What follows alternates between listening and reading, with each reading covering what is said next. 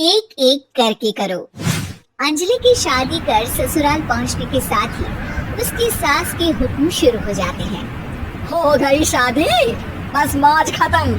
कल से जल्दी उठकर काम पर लग जाना है। अरे माँ आज ही यहाँ आई है, इसे सब समझने के लिए कुछ दिन तो दो। मेरे और बहू के बीच की बात है, तू घर के मामले में ना बोलियो। इस पर जतिन वहाँ से अपने कमरे में चला जाता है और सास अंजलि को काम की लिस्ट सुनाने लगती है। सुबह पहले घर की सफाई करनी है, फिर कपड़े धोने हैं, साथ में खाना भी बनाना है। एक की वजह से दूसरा काम रुकना नहीं चाहिए है। जी मम्मी जी ठीक है। ये कहकर अंजलि अपने कमरे में चली जाती है। अंजलि, मम्मी हमेशा बोलती थी बहू आएगी तो उनका काम हल्का होगा, पर मुझे नहीं पता था कि वो काम हल्का करने की जगह टाल ही देंगी। कुछ नहीं होता, ये सब मैं अपने घर में भी तो करती थी, मुझे आदत है, कोई दिक्कत नहीं होगी। ठीक है, पर अगर कुछ हो तो बता देना। दोनों सो जाते हैं और अगली सुबह से अंजलि जल्दी उठ के सास के बताए कामों में जुट जाती है, जिसमें वो जैसे ही कपड़े धोने लगती है तो सास वहाँ आ जाती है। अरे सुनो, ये कपड़े ऐसे नहीं धुलेंगे, सबको डिवाइड कर फिर एक एक करके अलग अलग धोने हैं। क्या एक एक कपड़ा अलग करके? एक बार में सुनाई नहीं देता क्या? वही बोला है मैंने, लग जाओ काम पर। हैं? सास की बात मानते हुए अंजलि एक एक करके कपड़े धोना शुरू करती है, जिसे करते हुए आधा दिन बीत जाता है।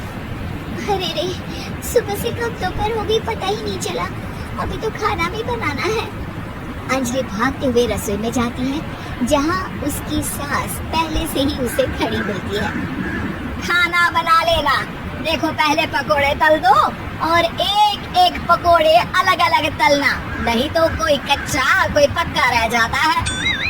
सास की हर बात में एक एक की कहानी अंजलि के समझ में नहीं आती, लेकिन फिर भी वो बिना कुछ बोले काम करती रहती है। अगली सुबह फिर वही शुरू होता है और सास एक बार फिर खाने के समय रसोई में आती है। आज क्या बन रहा है? वो जतिन ने भिंडी की सब्जी, रोटी और धनिया की चटनी बोली है, इसलिए वही बना रही हूँ। अरे वाह जी वाह, बढ़िया है। पर भिंडी एक एक करके धोना, फिर टोवेल से पोंछ कर एक एक करके ही काटना, साथ ही धनिया की पत्ती भी एक एक करके ही धोना। अरे पर मम्मी जी। अरे क्या पर, सफाई का ध्यान रखना आता भी है या नहीं है? मैं ये सब सबकी हेल्थ के लिए ही तो कर रही हूँ ना, और तुम अर्रा पर्रा करती रहती हो हैं? सास की बातें सुन अंजलि हैरान रह जाती है। मैं तो सिर्फ सोचती थी कि जानबूझकर मेरा काम बढ़ाने के लिए ये सब करती हैं, पर ये तो काम बढ़ाने के साथ परेशान भी करना चाहती हैं। मैंने इनकी कौन सी बहस खोल दी जो इतनी दुश्मनी निकाल रही है? क्या करूं? अब अंजलि सास की बातों और हरकतों के बीच फंस जाती है। काम के लिए मना भी नहीं कर सकती, नहीं तो जाने कौन सा ड्रामा खड़ा कर दे। पर अंजलि तुझे कुछ तो करना पड़ेगा। इतनी देर में जतिन भी वहाँ आ जाता है। अरे कौन ड्रामा खड़ा कर रहा है और क्या करना पड़ेगा? जतिन की बात सुन अंजलि सोच में पड़ जाती है। इन्हें सच बताऊं या नहीं? पर अगर ये गुस्सा हो गए तो? वैसे भी अपनी माँ से बहुत प्यार करते हैं, फिर उनके खिलाफ कुछ सुन कैसे लेंगे? अंजलि ये सब सोच ही रही होती है कि जतिन फिर बोलता है। अरे क्या हुआ, कहाँ खो गई? अरे नहीं कुछ नहीं, वो मैं टीवी सीरियल के बारे में सोच रही थी। यहाँ और कौन ड्रामा करेगा? अरे तुम भी ना, चलो मैं चलता हूँ। इसके बाद कुछ दिनों तक अंजलि सास को सबक सिखाने के लिए अलग अलग प्लान सोचती रहती है, पर उसे सास के एक एक करके काम करवाने की आदत बंद करने का कोई तोड़ नहीं मिलता। अगर ऐसे ही चलता रहा तो कहीं मैं एक दिन अपने सिर के बालों को भी एक एक करके सुलझना ना शुरू कर दूं। पगली हो गई है क्या? अकेले में क्या बड़बड़ किए जा रही हो? वैसे आज खाने में क्या है? आलू की सब्जी। तो फिर आलू को अच्छे से काट कर उसके कटे हुए कपड़ों को एक एक करके ही धोना है। बिल्कुल इसे कैसे भूल सकती हूँ? मेरे जी को जंजाल। अरे बातें कम काम ज्यादा है।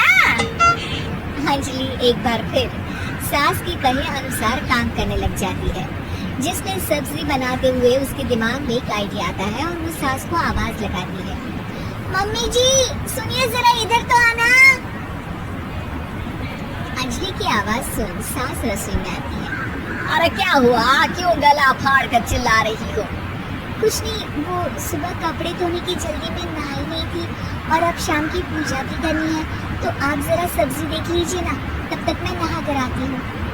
अंजलि सास को रसोई में छोड़कर नहाने चली जाती है।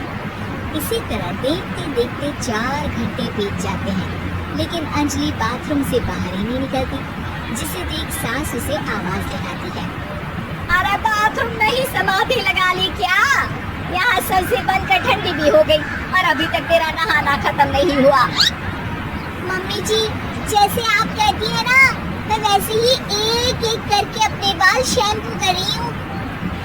तो अभी 3 घंटे और लगेंगे, तब तक काम और जतिन को खाना सब करना आप संभाल लेना।